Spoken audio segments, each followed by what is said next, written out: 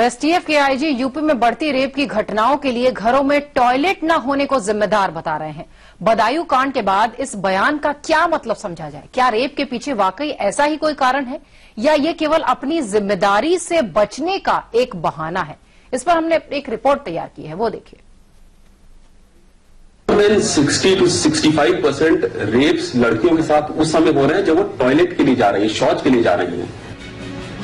UP police की special task force के IG का मानना है कि प्रदेश में बढ़ती बलात्कार की घटनाओं के लिए टॉयलेट यानी शौचालय जिम्मेदार है। यानी घरों में टॉयलेट का ना होना रेप की एक बड़ी वजह है। ये एक तकनीकी बात हो सकती है।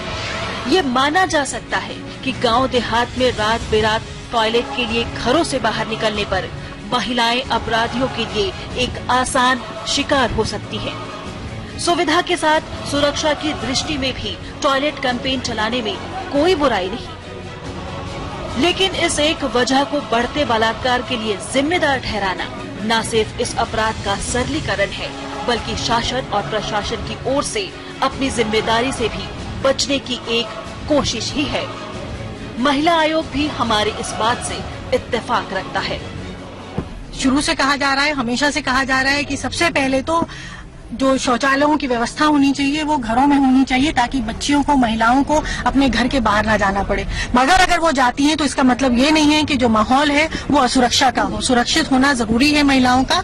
और गाँव में सरे शाम इस तरह से बच्चियों का अपहरण होना और उनके साथ विवश घटना घटना और रात में ही पेड़ पे इस तरह से बच्चियों को टांग देना, ये अपने आप में बहुत विवश है, बहुत दुखदायी है। तो सुरक्षा का माहौल बनाना बेहद जरूरी है, लेकिन यूपी पुलिस की क्या सोच है, क्या समझ है? आइए आईजी की पूरी बात सुन लेते हैं। 60 to 65% रेप्स लड़कियों के साथ उस समय हो रहे हैं जब वो टॉयलेट के लिए जा रही है, शौच के लिए जा रही है। लगभग 60 से 65% जब शौच के लिए जा रही है उस समय की ये घटनाएं हो रही हैं। और आपको ध्यान होगा, मैंने कल 4-5 महीने पहले इसके बारे में जिक्र भी एक बार किया था कि इट इज इम्पोर्टेंट कि इसके लिए जो टॉयलेट कैंपेन है वो एक बहुत इंपॉर्टेंट एस्पेक्ट आ जाता है। This is also part of that. इसके लिए भी प्रयास करने की आवश्यकता है। एसटीएफ के मुताबिक यूपी में 60 से 65% बलात्कार के मामले घरों में शौचालय न होने की वजह से हो रहे हैं। तो ऐसे में उनसे पूछा जाना चाहिए, अगर गांवों में सभी घरों में शौचालय बना दिए जाए तो क्या रेप की घटनाओं को रोका जा सकेगा? क्या शहरों में रेप नहीं हो रहे, जहां ज्यादातर घरों में अटैच टॉयलेट हैं?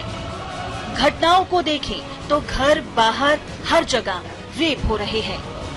यहाँ तक कि पुलिस थानों तक में महिलाओं का जाना सुरक्षित नहीं है। और इस बढ़ते अपराध की भयावहता से आईजी भी वाकिफ हैं। घटनाएं हो रही हैं, ये बात आप जो कह रहे हैं, लेकिन ये ऐसा नहीं है कि अचानक ही कुछ ऐसा आप कह रहे हैं कि ट्रेंड हुआ है। अनफॉर्चुनेट है ये। अगर क्राइम फिगर्स भी देखते हैं तो almost very unfortunate. Uttar Pradesh में हर रोज आपको जो रेप की संख्या देखेंगे तो it will be almost 10 reps a day. That is 10 reps a day. अगर आप नेशनल क्राइम रिकॉर्ड ब्यूरो के स्टैटिस्टिक्स से देखते हैं तो वो अनफॉर्चुनेट है।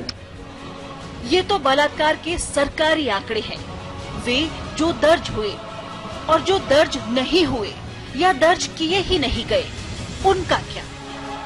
इसके अलावा छेड़खानी की घटनाएं तो गिनना भी मुश्किल है, लेकिन पुलिस अपने बचाव में एक और तर्क ढूंढ लेती है।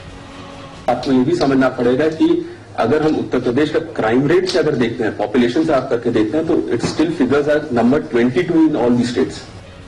शासन प्रशासन कुछ भी कहे, लेकिन ये एक सच्चाई है कि आज महिलाएं देश और प्रदेश की राजधानी से लेकर गांव देहात तक कहीं भी सुरक्षित नहीं।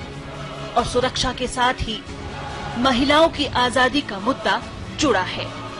इसके लिए महज टॉयलेट कैंपेन चलाने से काम नहीं चलेगा, बल्कि अपराधियों के खिलाफ सख्त कार्रवाई करने से ही बात बनेगी। समय के लिए ब्यूरो रिपोर्ट।